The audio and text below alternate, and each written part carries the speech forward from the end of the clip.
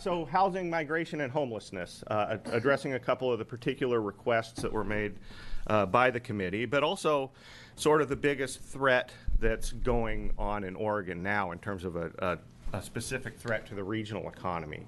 And that's the potential for the loss of migration trends into the state, which we've argued before you guys over and over again, that this is really Oregon's primary comparative advantage.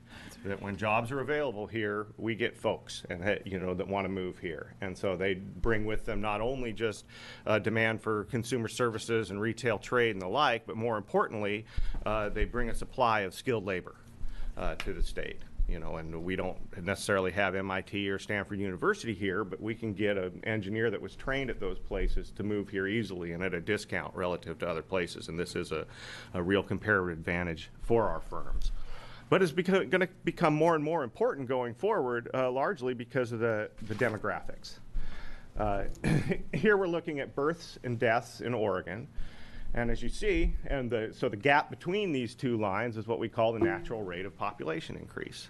And as you see here, we expect before 2030 to get to the point in Oregon where we have more deaths than we do births. And so that means without bringing other folks in, without drawing migrants to the state as we've traditionally been able to do, we won't see any population growth here. And this is already flipped in over half the counties in the state. Across the Oregon coast and a lot of the east side of the mountains, we've seen deaths already start to outstrip births. Births here, it's not just a baby boom story. We have birth rates going down as well. And some new data just came out on that, saying that we're a good 0.5% below replacement rate as it is now. And you see it's been several years of real flat birth trends in the state. So what happens if the natural rate goes away? Well, we're dependent on migration, and that's not necessarily a bad thing. Our outlook calls for continued high rates of population growth. Here, same numbers in terms of the light blue bars are the natural rate of population increase, which we see fading away. It may well be going faster than we see here, but we're still, those dark blue lines, the net migration that we're bringing in from other states remains healthy. You see here it's just as high as it was during the peak of the tech boom. Of course, not in percentage terms. We're a much smaller economy back then than we are now, but continuing to bring folks in, and that is the baseline outlook. Why is it the baseline outlook? Well, because we know the sort of people that move. When we look at migration data, it's really dominated by three things. Well, one would be young folks. People who move tend to be in their late 20s, early 30s, or maybe almost to 40, but the young folks that are moving, and they move for employment. So the also thing we see is, people moving, if you ask them why, most people are going to say it's for a job, particularly when they're moving to or from Oregon. And finally, people are much more likely to move if they have opportunities. So people with experience and particularly higher educational levels of educational attainment. Also, we do see folks moving around. So what does that mean? Well, it means right now when we're seeing this millennial population cohort aging into their prime moving and root-setting years, that's a good thing for Oregon. And so we expect to see continued rates of relatively high in-migration to the state. So just taking a look at what do folks do, and one of the questions that Senator Boquist had for us is that, well, do folks that move here to Oregon, do they do it for public benefits or public assistance? And so that's one of the income. Obviously, it's a small relative to wage income and other things in the economy, but that is one of the things that is reported on in terms of the census income data. And so here we're comparing incomes of folks that come into Oregon with those who move out and those who don't move at all. And this tells a pretty solid story again, which is that essentially, for most of these income types, particularly the wage and salary income or whatnot, the in-migrants to Oregon tend to have higher incomes than folks that move out. And in terms of the public assistance story, there's really very little difference. with in-movers being actually a little bit less likely to take public assistance. Senator Boakins. I think the question, you're partly down the road of the question I was asking, so you can come back next quarter too.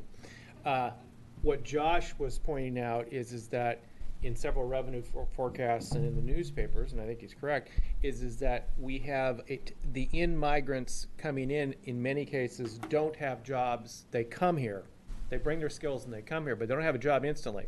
So our question was more related to, are they coming here for benefits, or are the benefits creating that initial safety net for the first couple of months while they go find a job? I mean, has Nike and Intel or Tesla or somebody, lured them here to work, or are they just moving here because it's a great place to live despite the Eagle Creek fire, and we have a good job market? It's that window up front. I don't think it's so much that they come here and sit around and do nothing, because we know that's not true, because they're coming in and working and they're helping grow the economy. The question is what is the draw to get them there? And I would just really jump out on the deal, considering the vote on Monday and how what people think is really out to lunch these days outside of this building, and that is that we may in fact need to have a draw to get people here, because as you point out, the population is going to go down and we're going to need skilled labor. And so we might actually need the draw to bring people here without a job to then join the workforce in the future. And that's really the question, is what you mean. And that's more of a psychology question, and I'm sure those fine academics that can say we're zero chance of the economy collapsing in the next year, I'm sure there's some psychology or sociologists in one of those universities like PSU that would pontificate on this particular issue. Thank you, Mr. Chair. Oh, yeah, thank you, Senator Boquist. And yeah, no, I think I understand your question a little better now. Yeah, so one of the reasons that folks that move here and elsewhere tend to be have higher rates of unemployment is precisely because of their age profile, because of where they are in their life cycle. And young folks, young adults tend to be unemployed at higher rates. Now, that is a little bit even more extreme here in Oregon. I like to say that's a good story, thinking of, quality of life.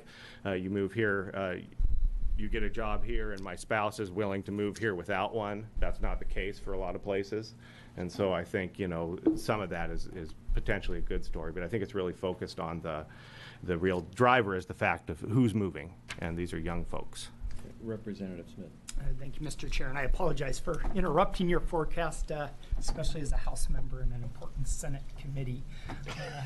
In a moment, I have to leave to get ready for emergency board, but before I do leave, I just want to point out to this committee, we are experiencing growth that we haven't seen in years, but we have a fiduciary obligation to the taxpayers to remember what was shared with us, and that this growth is not going to continue forever. And in a moment, I'll be in emergency board where we're going to be dealing with budgetary issues. And many of those budgetary issues, whether it's education or public safety or health or human services, depend upon our general fund to use as direct appropriation and as match for federal resources. And so I would hope we as a revenue committee would remind the folks in Ways and Means that we need to either be thinking about paying down obligations we have or saving reserves, because the time is going to come as an income-dependent state that we're once again going to be wondering why we didn't do that. Now is the time to do it. And so I just want to get that on the record. And to the two chairs of revenue, I sure appreciate all your leadership. Thank you for all you do. Senator Barnhart, this will probably be my last time to say it publicly. You do an A+ job as a revenue chair. Thank you. Senator, are you running for Lee's Oh, position? representative. Sorry. On that note, I got to skip. Thank you, Representative Smith. Thank you. Yes, Representative Smith. My new term is, I call this, we're in a pre-crisis period. So that's a... All right. All right, so in terms of the flows, where do we get people to and from Oregon? The story is pretty stable and pretty straightforward. Here we're looking at the AGI, income gains and losses due to migration from the IRS tax data, where we follow individual taxpayers from location to location. And we have two little snapshots here, one in the midst of the recession, and then one 5 or 6 years out. And the one thing that's common and stable in our migration trends is this outflow to Washington and to a lesser extent to Idaho. And these outflows have really been going on since the dawn of time, and they're relatively stable, as you see here across the business cycle. Don't change all that much from time to time. Most of this, you know, if you look across most of the state, this is really a suburb story. Insofar as if you look at net migration from most of Oregon to and from Washington, it's actually positive. The only place it's negative is in the Portland metropolitan area, where you lose a lot of folks, particularly across the river to Clark County and the like. And the same sort of dynamic goes on in Ontario and the east side of the state, where we do see losses in terms of net migration to and from Idaho. But the rest of the migration is really driven by our economic performance. When there are jobs here, people want to come. We always say, well, that's happened since the time of Lewis and Clark. Josh likes to say it's happened since the time of the land bridge. That, you know, when we have jobs here, people will arrive. And you see the huge increase in the big one, which is always California, but we really get them from all the warm weather dry states and the New England and the like. And folks move here when jobs are available, and that's happening again right now. So that's encouraging, but again, it creates our biggest threat. And why is that a threat? Well, because the story we're hearing now is the concerns about housing affordability. We've really seen housing affordability erode here. It's not just an issue in our urban areas, it's across the rural areas of the state as well. And arguably, this is one of the big draws that brings people here. Not only do they have a job, but they can afford a decent place to live. And so the concern is, with the lack of construction activity and a lot of upward pressure on housing affordability, is this going to choke off our primary comparative advantage here and do some damage? So that's the big concern. For now, though, of course, we're still relatively affordable vis-a-vis California and New England, some of the biggest places that we draw folks. So maybe not as much of a concern, but we are looking at this. And one way to look at it is to say, look at, oh, well, let's see, are low-income households in Oregon and Portland now getting pushed out? Or are people saying they're leaving to or for housing? So we'll talk a little bit about that. But beforehand, I wanted to mention, for Senator Boquist, we put together a lot of detailed migration data for who moves and when, and did a lot of stuff for Yamhill, Polk, and Marion counties and the like. So there's a slide deck with the census and IRS migration data that we've gone ahead and had LRO post with the meeting materials today, so you can get a deeper dive if you're interested. But with that, I'll have, oh, sorry. Thank you for that. And then I also, just intriguing, I don't think anybody else is here, is not. In rules yesterday, I think we had the largest stack of individual volunteers that I've seen since I've been here as we went through for volunteers for boards and commissions. But what was intriguing yesterday is there were more than a dozen of them whose job is telecommuted outside of the state of Oregon. They're volunteer for board and commission. They live in the Portland metropolitan area, generally speaking, and they're working in California, Hawaii, New England, elsewhere, in which they are telecommuting to senior executive level positions across the entire nation. Interesting. It's the first time, and it jumped out completely yesterday because there were so many of them in which they're high-paying professionals living in Oregon, but their real job is not here. It's done by telecommuting from the state of Oregon. My daughter does that. Senator Taylor. Thank you, Chair Hess. I was just wondering, what kind of data do you have, or do you have any way of gathering information about the folks who are moving here, who have resources, they have money, but they're not working, or they're here retired, they came with their own nest egg, if you will, but aren't actually gathering a paycheck, but have a pile of their retirement, or they have some sort of other funds and they're living off of those, but they're not getting a paycheck. And I'm not sure that we have any system to collect information about that type of a population. Yes, Senator Taylor, we certainly do have Chair Hass. This is a phenomenon, and we in particular we get a lot of migrants in Southern Oregon and the coast that are retirees. And bring with them, instead of current employment and jobs and income, wealth. And and wealth is really a blind spot for our economic data in terms of, you know, what people have and how they spend out of wealth and the like. We have a lot of great data on income. And in terms of these young movers I talk about, the gold standard for economic development, the root setters who are buying houses, picking school districts and cars and the like, for whom we have a tremendous amount of data, we just don't in terms of wealth. Now, we know it's not a bad thing for economic activity, and we know some of the folks aren't just sitting on their nest eggs. In particular places like Bend, we have a lot of semi-retiree folks that are really generating a tremendous amount of economic activity. They just, you know, leave the fast lane in California and they move to Bend and open up a shop, maybe consulting for some of their old clients, or they want to, you know, tie salmon flies or whatever it may be. You know, but that is economic activity as well. But in terms of just tapping the pure wealth, that's a little bit difficult, and particular from a state revenue perspective. Why? Because we've kind of tied our hands. We don't have a general sales tax. And so when folks' income turns into things that aren't taxable, like Social Security income and the like, we don't see revenue from that. And so the lack of a general sales tax and the extreme constraints that we have on our property taxes make it difficult maybe to, I don't want to use the word exploit, but I will exploit that wealth that's out there and exploit our retirees. Follow-up, Senator House? Follow-up? Thank you. So somewhere there must be data about the number of people who are quote unquote retired and Yes. some, and then moving here and then retiring.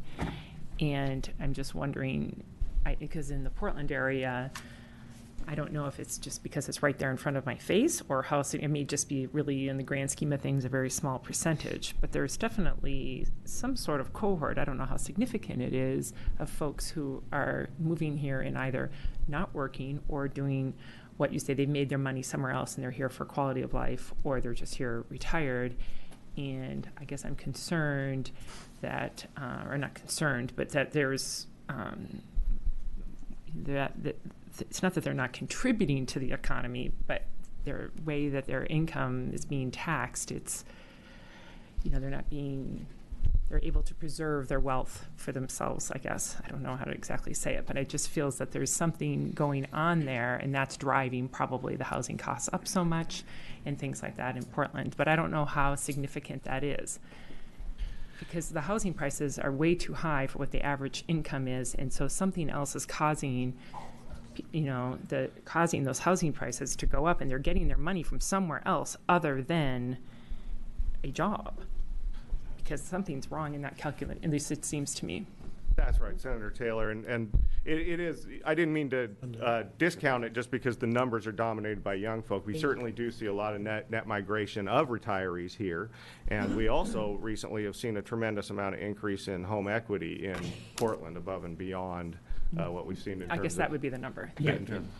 And Senator Taylor, for the record, we just released some numbers in the study last month, or earlier this month, we created our own estimates for home equity in Portland region, because we have data, right? We matched up some different data sets in terms of home values and whether people have a mortgage or they own it free and clear, and some debt numbers, right? Put it together to look at the home equity increases in the Portland region. And there's no question we've seen a big increase in terms of whether people moving here and paying all cash for a property or not is a factor in the housing market. It's clearly one factor in the housing market, and it's on the demand side. But again, the fundamental issue in the housing market in the last decade has been the lack of supply and the under construction of I'm right. not disputing And so, that. but yeah, and then the other data point that we do have for at least every handful of years, again, would be specifically to the Portland metropolitan areas, what's called the American Housing Survey. They do it every 2 years, and the group of metropolitan areas in the data rotates. Portland's in it every once in a while. And in that data, they ask a question of what is the source of your down payment for the house, right? Is it just cash? Is it your wealth? Are you getting assistance or inheritance from a family member? Or are you doing no down payment? There's information along those lines. And to the extent that we're talking about younger home buyers getting into the market in recent years, both here locally and across the nation, we're seeing an increase in inheritance and gifts being a source of down payment, where basically relatively well-off parents are providing down payment assistance for their children. So we're getting some intergenerational wealth transfers via that route, which I think sounds to me is applicable to some of the questions that you're asking. Thank you. So yeah, so how will we know if affordability is pushing folks out of Oregon and deterring them from moving here? One thing we're looking at is what's happening with the low-income households today. That might be where we would first see an impact. That's right. The concern here is that we know we have growing geographic disparities, partly due to the housing market, where we're displacing households to the urban fringe, where people are moving out of their, some of the inner close-in neighborhoods, particularly in the Portland metropolitan area, getting pushed into East Multnomah County due to affordability. The concern here is, are we pushing them all the way out of the Portland region entirely, or out of the state of Oregon entirely, to go to Boise or Dallas or Atlanta or some of these other places that have better affordability? And by all the data that we have available to us, the answer is no. They're not leaving in greater numbers than they have historically, and the inflows of lower income households continue to outnumber the outflows. The relative shifting here does not seem to be occurring. The pattern is ongoing as it kind of ever was among some of these lower income households, both here in the Portland region, where we have better data sample sizes, and statewide. And on the next slide, we also have a different survey of information coming from, well, why do people leave? They have 15 responses they can check in terms of what is the primary reason that they left. So are we seeing an increase in people leaving Oregon for housing related reasons, whether that's they want to own a home, they want cheaper housing, they want better housing, a better neighborhood, whatever the case may be? And we're not seeing an increase in housing related out moves. There was early in the recession, there was an uptick, but here in the last couple of years, when the affordability has been at its worst, it's actually started to taper off and decline. And some of that's just due to the noise in the data. But it's important. The other thing to point out here is that these housing-related moves remain a minority of the responses. Right, people don't leave in large numbers for housing-related reasons. As Mark was saying, the biggest thing, and particularly the biggest thing for interstate or cross-state migration patterns, is jobs. That dominates these discussions, both for the inflows and the outflows. Housing's a second place variable or second place reason overall. So again, in the limited data sets we have, in terms of migration flows themselves, and then the reason why people say they're moving, we don't seem to yet see housing affordability being a driver of worsening migration trends or out migration and things like that, which is certainly encouraging. Right, the silver lining is we're keeping all these people here for local labor supply and for society and things like that. So on net, affordability challenges are a bad thing. The silver lining is where they're not leaving entirely due to the problems, unlike, say, in California, where we know lower income households have been leaving California in greater numbers in the last decade.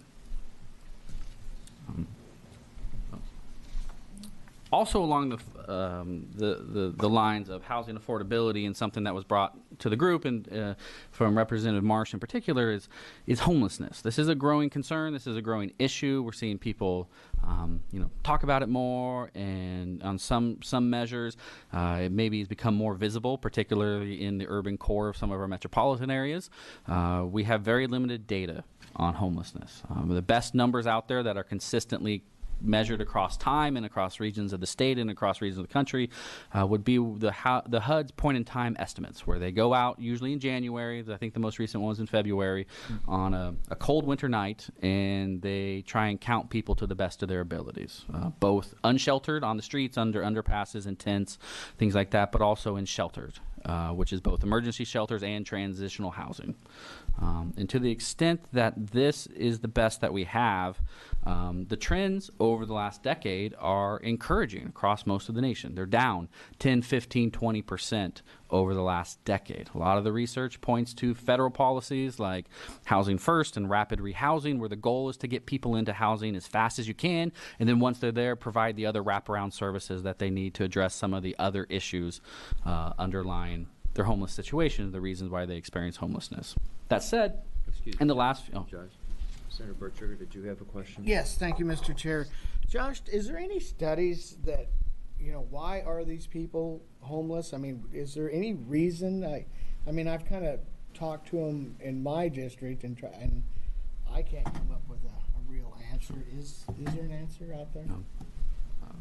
Chair Haas, Senator Barshinger, yes. The short answer is yes. Along with every one of these counts where they're going out and counting the number of homeless out there, they do ask them to participate in a survey if they're willing. And so we do get survey response rates that are relatively low, but you get survey answers from some of the people that they're counting on why they're homeless. And some of them are certainly for societal reasons. Things like domestic violence is a big issue for homeless women. It also domestic violence, that's also one of the reasons I won't go into some of the domestic violence issues related to that, but also mental health and drug addictions. There's no question that some of it's societal, some of it's economic in terms of unemployment, or they can only find a part-time low-wage job, so they have insufficient income to meet demand. But if we go to the next slide, at its root, what is homelessness, right? It's the inability to afford housing. There's other issues in play, the societal and economic issues that go into this, but at its root, there's housing. And this scattershot, this scatter plot, comes based on some academic literature that's been done in recent years and updated by Echo Northwest for Multnomah County, and also here you see at the state level we're showing you today. There is a relationship between the share of your population that's homeless and your housing costs. It's not a perfect relationship. It doesn't fully explain everything. You see some variation in the patterns. New Jersey's really low, but New York's really high. Is that because all the people that maybe would be homeless in New Jersey, are they just moving across the river where there's better services in Manhattan or something like that? Possibly. The other one here, you see both Maryland and Virginia are really, really low, even though they have high rents. But what's not shown here is Washington, D.C., where it's off the charts in terms of the homeless population, right? So again, the geographic location, the transient nature of some of these individuals that are experiencing homelessness impacts these numbers quite a bit. But at its root, we know homelessness is at least partly a function of housing costs and inability and availability and the like. Representative Marsh. Thank you, Chair. This is great information, but I'm hoping as an economist you can help me kind of bridge the gap between your data and what people's experience is. Like the prior slide you described as looking better because the percentage of homeless people appears to have declined over time. And yet the experience of anybody in this room or anybody who's listening to this is that there are more people on the street. There's, the data seems to be completely counter to the expectation of anybody who's actually observing. So how do can you help me bridge that gap? Yeah, Representative Marsh, one of the issues here is well, this is the only data we have, and it's an imperfect measure. We know that. And it's certainly an undercount of the absolute numbers. It also excludes things like crowded housing, where you have too many people living in a housing unit to maybe for sanitary reasons or for psychological reasons, whatever. It's a difficult living situation in and of itself. What we're also seeing is an increasing concentration of the homeless, right? In Multnomah County, according to the HUD data, the number of homeless is relatively stable in the last 6 years. It goes up and down a little bit, but it's, if you take a step back and look at the last 6 years, it's relatively stable. But we're seeing ongoing declines in Washington, Clackamas, and Clark counties, right? So the numbers for the Portland region are going down, but they're maybe stable or increasing within the urban core. And you see the same thing in the Seattle data, where the King County numbers are continuing to go up, but the Snohomish and the Pierce County numbers are continuing to go down. And so that, I think, if the data was perfect and we saw these trends in the data, you could see maybe an increased visualization of the homeless issue because they're concentrated in the urban core, maybe to be closer to services or for whatever the case may be. Follow-up?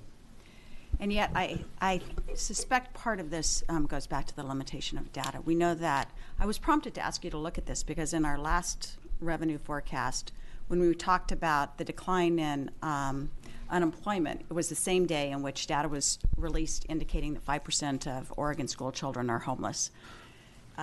So there's clearly different, we have different ways of measuring this, different tools. And to get a big picture, it seems like we have to somehow combine all those different perspectives. Representative Marsh, absolutely. And in the next slide, we brought some information in terms of why does this matter, right? And we know, particularly regarding the students, whether they're low income or homeless in general. In general, we're talking about lower income students. Stability matters quite a bit in childhood, not just for societal reasons, but in terms of economic outcomes later in life. These are things that are seen at the societal level, at the block level, at the metropolitan level, across the nation. And so we're tied some of this into economic mobility research that came out about 4 years ago. I remember discussing it with the committees at that time. And what the chart specifically shows is what is the probability that a child is born into the bottom of the income distribution but reaches the top of the income distribution as an adult. In the U.S., it's relatively low, 9% or so at the U.S. level. Canada is higher than that. The Scandinavian countries are much higher than that.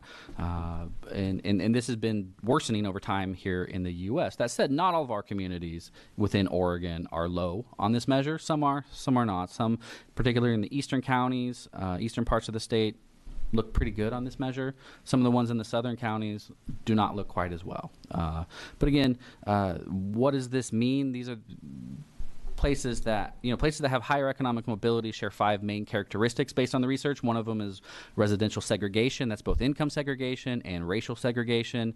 The role model and the peer effect, access to jobs, things like that matter quite a bit as kids are growing up. Strong families, a larger middle class, better quality public schools, things like this are all correlated, not necessarily purely causes of better economic mobility. These are all characteristics that the high mobility counties and regions have relative to the low mobility reasons. So to the extent that homelessness among students is an issue, and it certainly is, it's not just a problem today, it's going to have long-term consequences in terms of economic mobility and outcomes and incomes when they reach adulthood. And so again, we're trying to pair some of this different literature together to have a broader discussion because we know the limitations of the pure homelessness data is what it is, and it doesn't match the experiences that people seem to have. But at the same time, that's the only data that we do have. The only other thing I would add here, and what some of the national research on homelessness also points to, is the fact when we see that increasing concentration in the urban cores, declining poverty and declining homelessness in the suburbs, is it points to the fact that as of today, we have this patchwork system of local governments and nonprofits drawing on some insufficient federal programs to try and address the issues and address homelessness. But given the transient nature of the population and how these shift over time, whether they're individuals or families that are experiencing homelessness in different communities, the research is really pointing towards this should be a federal solution. Right, where instead of just having the patchwork system where local governments are trying to deal with just the particular people that are in their communities today, having a broader network of federal programs that are sufficiently funded is really where they're trying to draw the conversation. Whether that'll be successful or not, or maybe that might not even be the right opportunity. I'm not to say, but that's where a lot of the research is heading in recent years.